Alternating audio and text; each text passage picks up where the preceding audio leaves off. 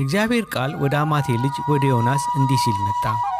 ተነስተህ ወደዚያች ወደ ታላቂቱ ከተማ ወደ ነነዌ ሂድ፣ ክፋታቸውንም ወደፊቴ ወጥቷልና በእርሷ ላይ ስበክ።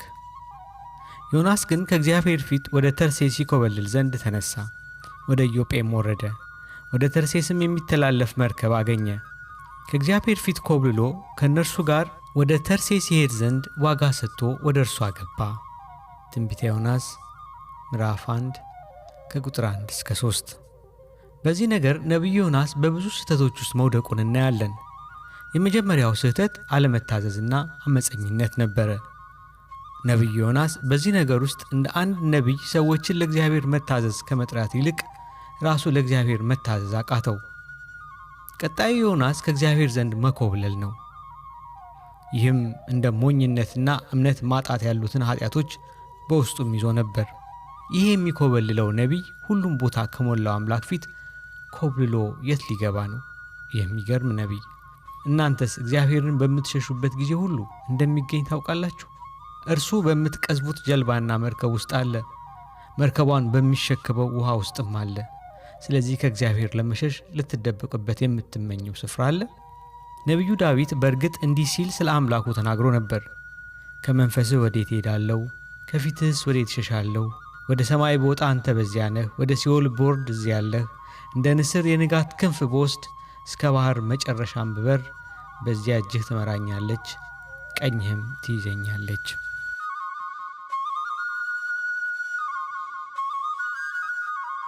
ነገር ግን ዮናስ በዚህ ከእግዚአብሔር ፊት ለመደበቅ በዛፎቹ መካከል ለመሸሸግ ያሰበው አባቱን አዳምን መስሎ ነበር። ኃጢአት ምን ያህል የሰውን ብርሃን ለማጥፋት በቀላሉ መረዳት የሚችሉ ነገሮችን እንኳን እንዳናስብ የሚያደርገን መሆኑን ያሳየናል። በኢዮጴም ዮናስ ወደ ተርሴስ የምትሄድ መርከብ አግኝቶ ገንዘብ ከፍሎ ውስጡ አገባ። የሚያስገርም ነው።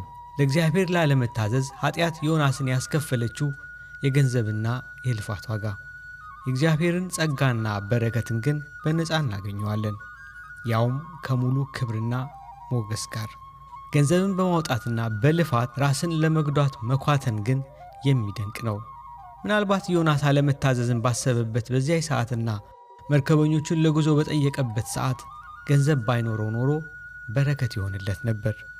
ምክንያቱም ዮናስ ለመርከቡ ጉዞ ገንዘብ በከፈለበት በዚያ ጊዜ እጥፍ ኪሳራ አጋጥሞታልና።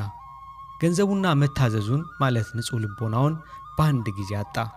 ይህ ስለ ዮናስ መኮብለልና ለመታዘዝ አጭር ግንዛቤ ሲሆን የእግዚአብሔር ሐሳብ በዚያ ነገር ላይ ምን ነበር? በጣም በሚገርም አኳኋን እግዚአብሔር የዮናስን አለመታዘዝ ለበጎ ነገር ተጠቀመበት። ይኸውም በዮናስ መታዘዝ የነነዌ ሰዎች የሚድኑ ከሆነ እንዲሁ ባለመታዘዙ በኩል ደግሞ መርከበኞቹ ይድናሉ። በዚህ የተነሳ እግዚአብሔር ሰዎችን ለማዳን እንደ መሳሪያ አድርጎ የተጠቀመው ዮናስን መታዘዝና አለመታዘዝን ነበረ። ነገሩ ዮናስን እግዚአብሔር እንዲህ ብሎ የተናገረው ይመስላል። ዮናስ ሆይ ከኔ የኮበለልክ ይመስልሃልን? አይደለም።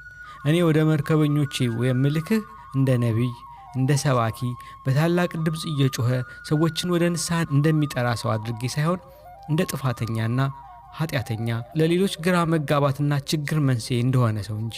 የነነዌ ሕዝብ እንደ ነቢይ ቢፈሩህና ቢቀበሉህ በመታዘዝ ለእነርሱ መዳን ምክንያት ትሆናለህ። ለእኔ ባለመታዘዝ ወደ መርከብ ገብተህ ወደ ባህርም ብትጣል ለመርከበኞቹ በረከት ትሆናለህ።